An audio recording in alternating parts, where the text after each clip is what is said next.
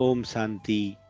आज की अव्यक्त मुरली 3 दिसंबर सन 1983 से लिया गया है, जिसका शीर्षक है संगम युगी ब्राह्मण चतुर सुजान सौदागर रत्नागर। पार्टियों से मुलाकात करते हुए अव्यक्त बाप दादा कहते, पहला मद्रास निवासियों प्रति बाप दादा कहते, सभी उमंग उत्साह में हो ना। सभी के मन में एक ही उमंग उत्साह है ना कि बाप को कैसे प्रत्यक्ष करें।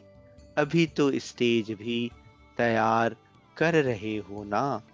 स्टेज तैयार कर रहे हो प्रत्यक्षता का झंडा लहराने के लिए।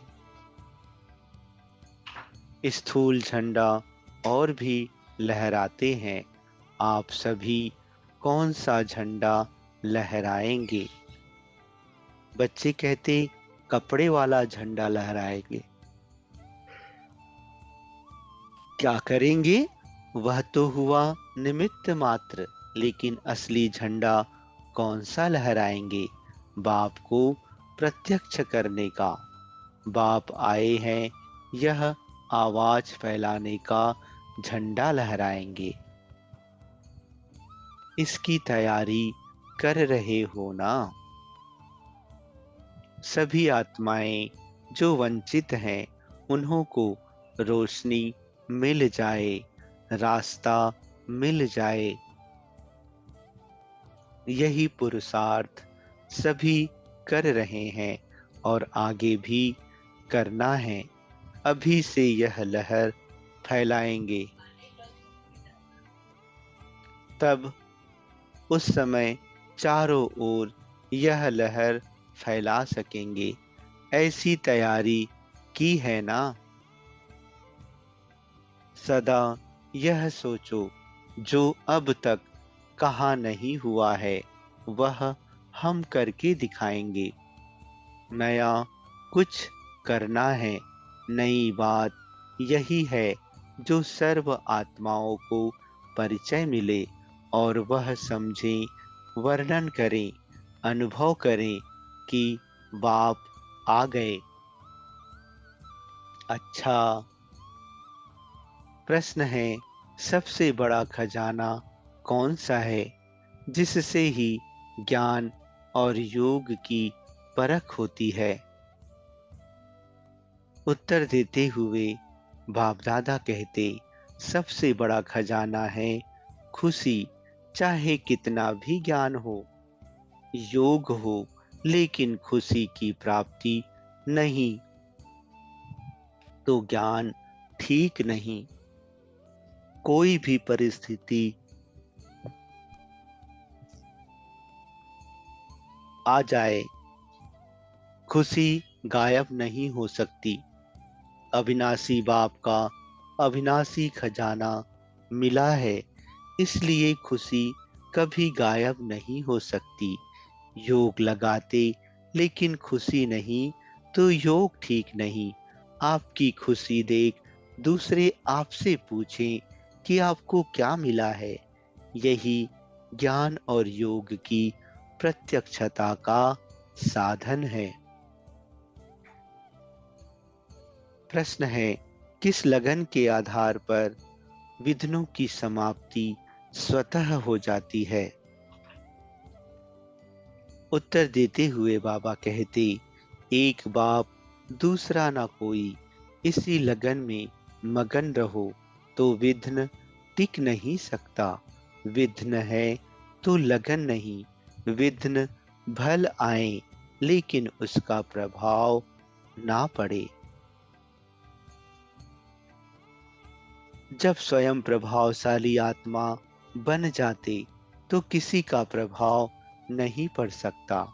जैसे सूर्य को कोई कितना भी छिपाए तो छिप नहीं सकता, सदा चमकता रहता है।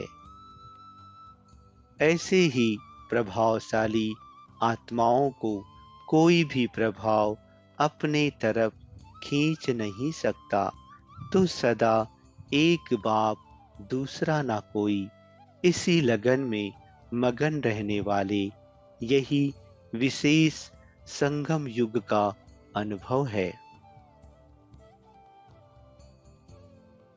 प्रश्न है, सदा अपने को श्रेष्ठ पाठधारी आत्माएं हैं, ऐसा अनुभव करते हो?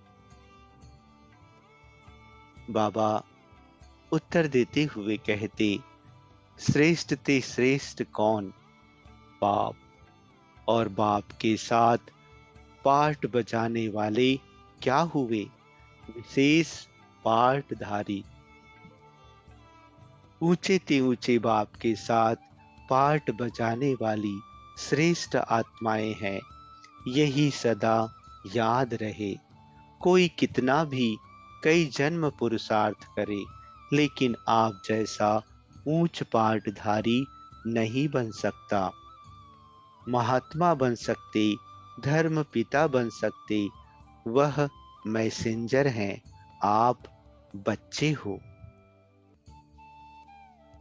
कितना रात दिन का फर्क है। ऐसे अपने श्रेष्ठ भाग्य को सदा स्मृति में रखते हो, वा कभी भूलता, कभी याद रहता। जब हैं ही बच्चे तो भूल कैसे सकता। अविनाशी वर्षा प्राप्त होता है तो याद भी अविनाशी रहेगी। घर बैठे बिना मेहनत के बाप ने स्वयं आकर अपनी पहचान दी और अपना बनाया। आप लोग तो भटकते रहे, परिचय ही नहीं था, यथार्थ रूप का मालूम ही नहीं था।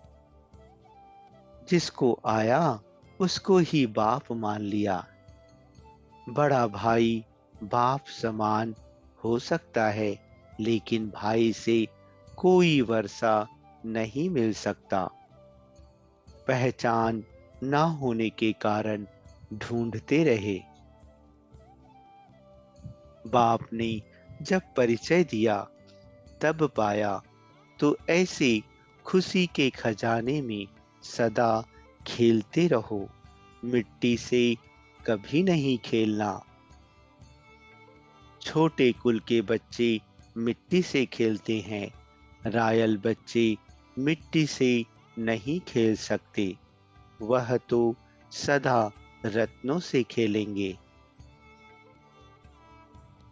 अच्छा, ओम शांति।